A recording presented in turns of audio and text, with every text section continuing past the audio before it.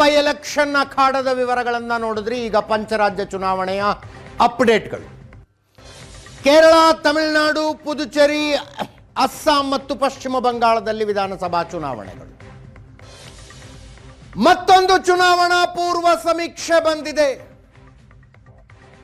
C ವೋಟರ್ನ ಸಮೀಕ್ಷೆ. C voter ಪ್ರಕಾರ ಮೊದಲಿಗೆ ಕೇರಳಂ ನೋಡೋಣ.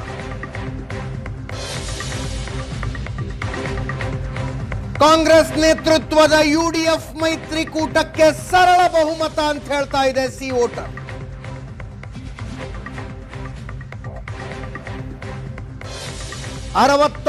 ರಿಂದ 81 ತನಕ ಸ್ಥಾನಗಳನ್ನ ಪಡೆದು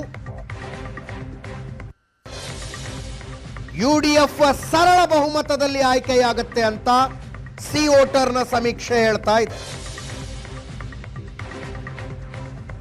ಈಗ ಅಧಿಕಾರದಲ್ಲಿರುವ ಎಲ್ಡಿಎಫ್ ಮೈತ್ರಿಕೂಟ 57 ರಿಂದ 69 ತನಕ ಸ್ಥಾನಗಳನ್ನ ಪಡೆದು ಅಧಿಕಾರ ಕಳೆದುಕೊಳ್ಳುತ್ತೆ. ಸಿ ವೋಟರ್ನ ಸಮೀಕ್ಷೆ.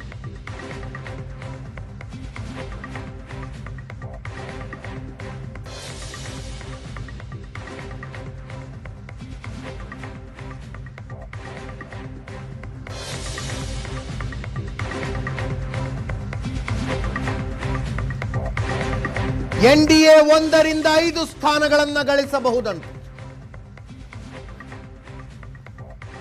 ಈ ಸಮೀಕ್ಷೆಯ ಪ್ರಕಾರ ಯುಡಿಎಫ್ 39% ಓಟ್ ತಗೊಳ್ಳುತ್ತೆ, ಎಲ್ಡಿಎಫ್ 36% ಓಟ್ ತಗೊಳ್ಳುತ್ತೆ,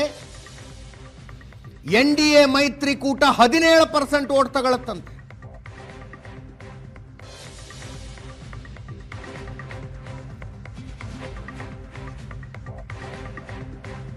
ಸಮೀಕ್ಷೆಯ ಭವಿಷ್ಯ, ಸ್ಥಾನಗಳ ಭವಿಷ್ಯವನ್ನು ನೋಡ್ತಾ ಇದ್ದೀರಿ. ಕಳೆದ ಚುನಾವಣೆಯಲ್ಲಿ 41 ಸ್ಥಾನ ಪಡೆದಿದ್ದ ಯುಡಿಎಫ್ ಈ ಸಲ 69 ರಿಂದ 81 ತನಕ ಸ್ಥಾನಗಳನ್ನು ಪಡೆದ ಅಧಿಕಾರಕ್ಕೆ ಬರುತ್ತೆ ಅಂತ ಸಿ ವೋಟರ್ನ ಸಮೀಕ್ಷೆ ಹೇಳ್ತಾ ಇರೋದು. ಕಳೆದ ಚುನಾವಣೆಯಲ್ಲಿ 99 ಕ್ಷೇತ್ರಗಳಲ್ಲಿ ಗೆದ್ದಿದ್ದ ಎಲ್ಡಿಎಫ್ ಈ ಸಲ ಕನಿಷ್ಠ 57 ಗರಿಷ್ಠ 69 ಕ್ಷೇತ್ರಗಳಲ್ಲಿ ಗೆದ್ದು ಅಧಿಕಾರ ಕಳೆದುಕೊಳ್ಳುತ್ತಂತೆ. ಕಳೆದ ಸಲ 1 ಸ್ಥಾನವನ್ನ ಬಿಜೆಪಿ ಆಗಲಿ ಎನ್ಡಿಎ ಆಗಲಿ ತಗೊಂಡಿರಲಿಲ್ಲ. ಈ ಸಲ ಕನಿಷ್ಠ 1 ಗರಿಷ್ಠ 5 ಕ್ಷೇತ್ರಗಳು ಅಂತ ಸಮೀಕ್ಷೆ ಹೇಳ್ತಾ ಇದೆ. ಆದರೆ ಎನ್ಡಿಎನ ವೋಟ್ ಶೇರ್ನಲ್ಲಿ ಗಣನೀಯ ಹೆಚ್ಚಳವನ್ನ ಈ ಸಮೀಕ್ಷೆ ಹಿಂಟ್ ಮಾಡ್ತಾ ಇದೆ. ಕಳೆದ ಸಲ 39.5% ವೋಟ್ ತಗೊಂಡಿದ್ದ ಯುಡಿಎಫ್ ಈ ಸಲ 0.5% ಕಡಿಮೆನೂ ಆಗಬಹುದಂತೆ. ಆದರೆ ಅಧಿಕಾರಕ್ಕೆ ಬರ್ತಾರೆ, 39% ವೋಟ್ ತಗೊಳ್ಬಹುದು. ಎಲ್ಡಿಎಫ್ನ ವೋಟ್ ಶೇರ್ನ ಡ್ರಾಪ್ ನೋಡಿ. ಕಳೆದ ಸಲ 45.4% ವೋಟ್ ತಗೊಂಡಿತ್ತು ಎಲ್ಡಿಎಫ್. ಈ ಸಲ ಅದು 36ಕ್ಕೆ ಕುಸಿಯಬಹುದಂತೆ.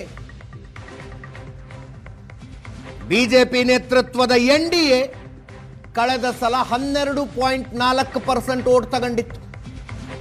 ಈ ಸಲ ಅದು 17% ತನಕ ಹೋಗಬಹುದು.